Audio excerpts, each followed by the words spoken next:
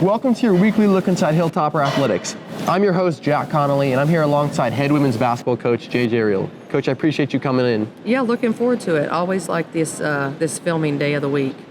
You guys just got off a fresh road trip. What time did you guys get back yesterday? We got back about 2 a.m., so unload, and by the time we got home, probably 3 o'clock-ish. So again, I really appreciate you coming in. It means a lot to us. But Coach, initial thoughts post-road trip? Yeah, I mean, anyone that knows me and has paid attention to me knows that when we go on the road, we want to get a split, and we were obviously able to do that. A little disappointed that we didn't close out yesterday's game against Catherman. Had plenty of chances down the stretch and just didn't make the plays that we needed. That would have been a great road sweep for us, and really trying to help us on this journey, which is a very long journey. But really pleased with our effort, our preparation, how we approached tough atmospheres and the adversity of those two games, an overtime game and then a game that goes down to the very end. Just really like where we are right now and everything about the vibe of the team. Coach, one of the bright spots was the Lauren Catherman show finally arrived. Yeah. You mentioned she's been in somewhat of a shooting adversity this past month. She's been playing hard on the defensive end of the floor. What does it mean to finally get her going on the offensive end of the floor? Yeah, when Lauren is playing well offensively, it makes things easier for the team in general. It's someone that can create off of the bounce, but also is a really good three-point shooter, and so a very versatile player.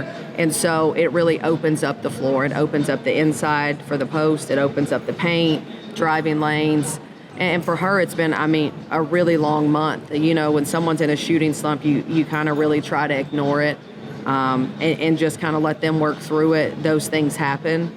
And she's worked really hard. She's been in the gym every day and really trying to work herself through this. And so more than anything, I'm just happy for her that she finally saw the ball go through the net. When players are going through shooting slumps, as a coach, how do you let them or help them maintain confidence and not get discouraged? Well, I think the thing is they don't want to miss shots. Like, shooters don't want to miss shots. And it's a very, very frustrating and mentally challenging space for someone to be in. And so I think trying to make it as less pressure to make shots and to figure it out and just kind of let them go through it. It's always a phase. And you always come out the other side. How long it lasts, you never know. And so some of it is mental as well as physical.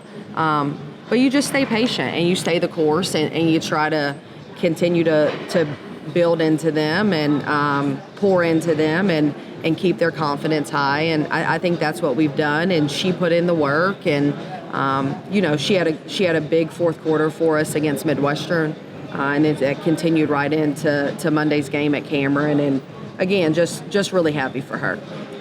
Coach, you have a close partnership with the Travis Heights mentorship program.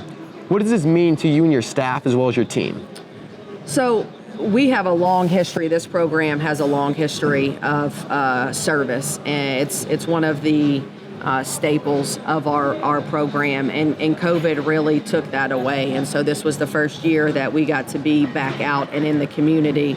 And Shakira Wu, our GA, she's done a great job establishing this partnership and this program with Travis Heights. It's a new school. We've never worked with them. And so definitely all of the praise and kudos go to her because she's made it happen. It's just a special thing. We talk all the time, our kids, our program, about it's smart to reach for the stars, but it's wise to reach for hearts. And so it's something that's important to us. I think it's great for college kids to step outside of themselves for an hour each day. College is a selfish time. It's such a self-indulged time. And it's so much of it is about you and what your daily schedule looks like and your stresses and your pressure.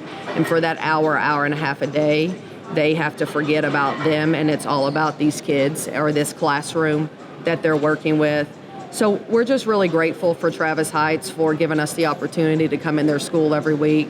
And I think them coming out to the game this week is just a way for us to bring them to our campus and show them where we are every day, and kind of try to do something nice for them for allowing us, to grow and use our platform to maybe help others get better.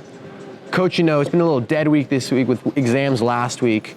Tomorrow we're going to have over 250 students packing the stands of what usually is the student section. Yeah. You know these kids. You think they'll bring the juice? Oh, they're definitely going to bring the juice. The cheer team's going to get them hyped up before, do a little cheer prep, some signs. They got some cool stuff. The girls made some videos for the video board. We're going to get this place rocking tomorrow. Awesome. We'd love to hear it. Coach, good luck this week. Appreciate you. Thank you. I enjoyed it.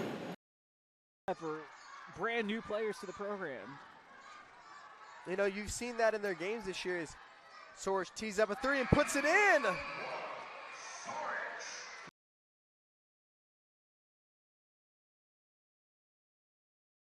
Welcome to your weekly look inside Hilltopper Athletics. I'm your host, Jack Connolly. I'm joined by head men's basketball coach, Andre Cook. Appreciate you being here, Coach. Always good to be with you, Jack. Coach, how you feeling? Well, I'm feeling tired, like a lot of coaches are, after a road weekend in the Lone Star, Saturday, Monday, late game Monday.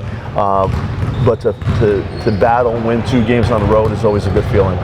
They say it's not how you start, it's how you finish. Yeah. Y'all have had a pretty darn good start. Yes. To 9-1, 9 in a row, and multiple guys stepping up during our time.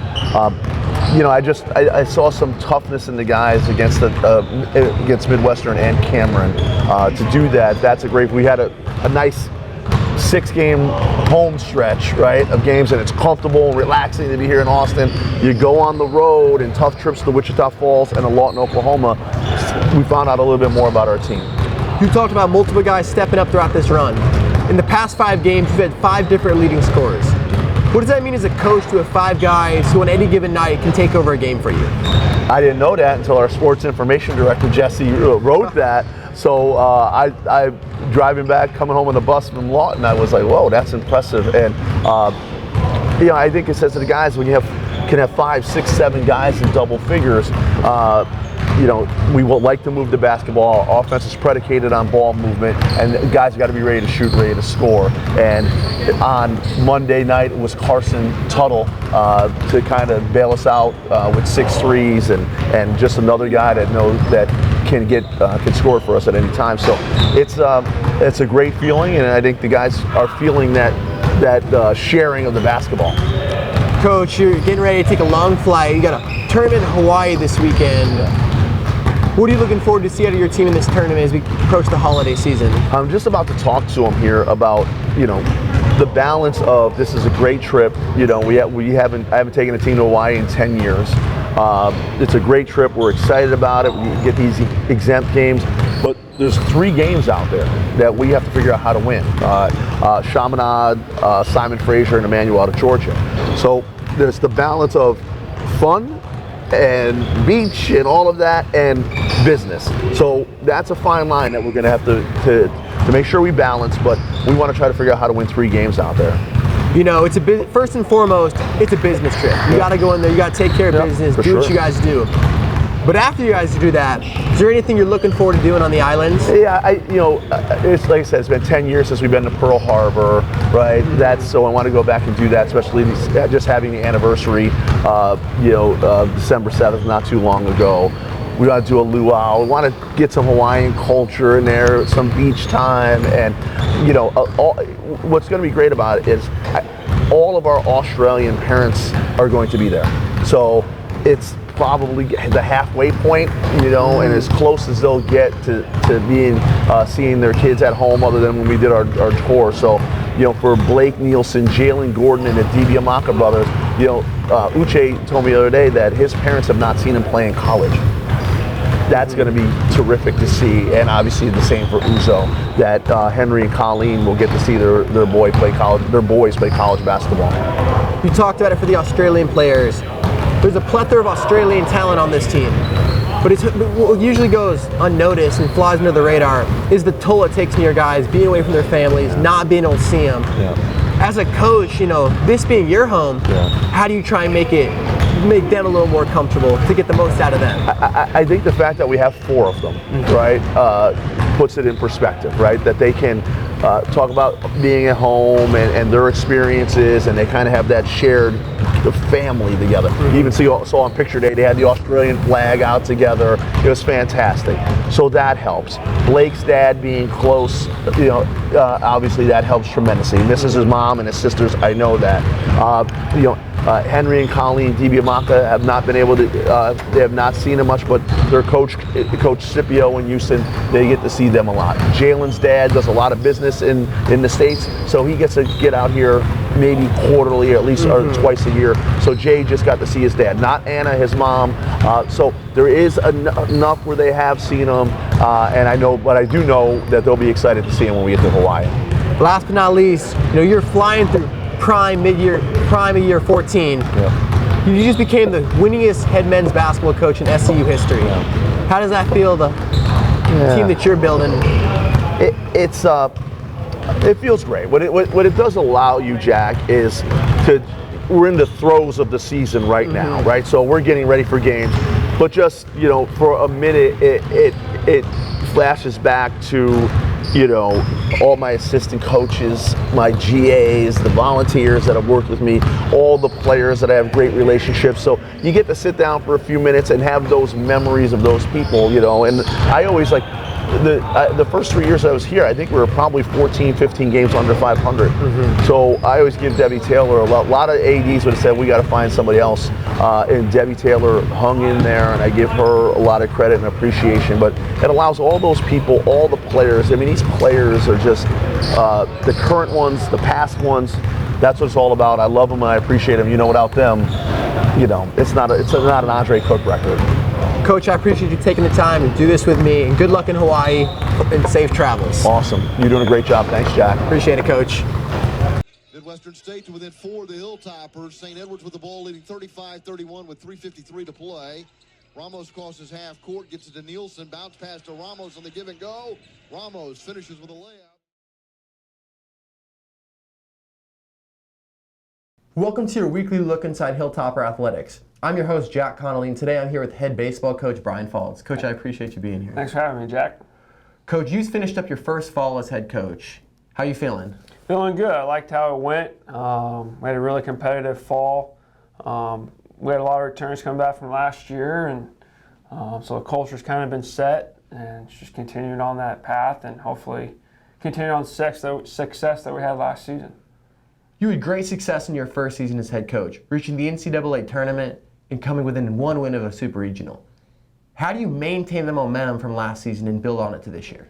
I don't know if you can maintain it, but you're just looking to improve on it. We went to the regional, lost the regional final, but we weren't happy with where we finished in the conference.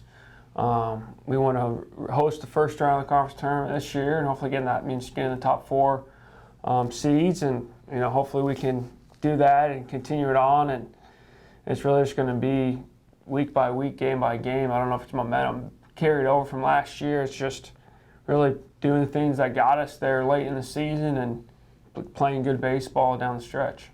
Has anything stood out to you about your team this fall? I would say how we compete. I really like our competitiveness. Our guys really got after it. Like I said, we weren't happy with making the regional last year. Our guys were very determined to get past that and continue the success and hopefully get onto the super regionals and get to carry. That's the ultimate goal. If we can compete in our conference, I think we have every opportunity to get on to carry. But like I said, I really liked how they competed. We had our Fall World Series. It was one of the most competitive Fall World Series I've ever been a part of. Played really good baseball. Guys got after it, and we had a 5-game series go down to the 5th game, and I think we had 2 or 3 walk-off wins in the series. So that's the plus side of it, is our guys really competed well. Do you have anything to say about your first full recruiting class as a head coach? I wouldn't say it's anything different. I've been here 6 years. Been recruiting here all 6 years, so it's not really, I'd say, different of classes wise. It's we had our eyes set on a couple of guys. We have Mason Winters from Bowie High School. middle infielder, very athletic, high baseball IQ. We've been seeing him play since his sophomore year. We've had a really good program down there, really well coached. We got Locke Taylor from Davenport High School, arm power bat, two-way guy for us. We got Quentin Estrada from O'Connor High School, San Antonio area. Guy can throw from strikes from multiple angles. You know, can go all the way sidearm, go high 3/4, low 3/4. Really like his versatility on the mound and what he can bring. And then we got Robbie Villa from Bernie Champion High School, again down in San Antonio area. Was committed early to Division I school and fell through for him. So, guy that we hopped on right away and got it done pretty quickly. So, you know, we had another guy commit here, but we can't really talk about him. But we're really excited about how it started. You know, it's our typical, you know, we're really heavy freshmen early and then see how the season progresses throughout, you know, what we need junior college-wise and transfer portal-wise. But we're really excited with the start that we have on that class. Last but not least, do you have any pregame rituals or superstitions? Try to sleep. You know how it is. You know, we're on the road. I just now have a 4-month-old at home, so, you know, try to get some sleep when I can. Really just make sure I'm prepared and, you know, for any situation possible of watching as much film as possible, going over, you know, what we have available on the mound and lineup-wise, talking to coaches. But rituals really just try to get as much sleep as possible and try to keep caffeine in my system by drinking coffee, tea, whatever it takes, and, you know, that's really it. Coach, you've welcomed 2 new members to the coaching staff this season. Do you have anything to say about the new additions? Yeah, we brought in Coach Feemath. He's been in our conference, you know, for 14, 15 years. Brings a lot of recruiting ties in the state of Texas. He's from El Paso, went to Howard Junior College, played, you know, out of school in our conference as well. So he has a lot of good connections in the state of Texas. And Johnny Pantex, you know, he's been an awesome addition. He's been a volunteer assistant. He pitched in our conference as well. He helps me out tremendously out in the bullpen. You know, being the head coach and managing both sides of it. It's tough at times, but Johnny's been great. He's down there every day, breaking down the Rapsodo numbers, printing off all the charts for him. You know, working with him on a day-in and day-out basis, and so both those guys have been really great for our staff. In this new age of baseball, how is it important for you guys to have a coach like Johnny who's really bought into the analytics part of the game? It's awesome. It's what the players want now. You know, we have a really good middle ground of being a little old school, being high tech. You know, we're not all one way or the other, but we have the best of both worlds where, you know, like I said, the Rapsodo's out there every day for us. We're diving into the numbers. Our guys are coming in and watching film. We're posting the film up for them every day. So really the developmental side of things, I think, has really progressed in the last couple of years. Coach, I appreciate you joining me, and good luck this season. I appreciate it.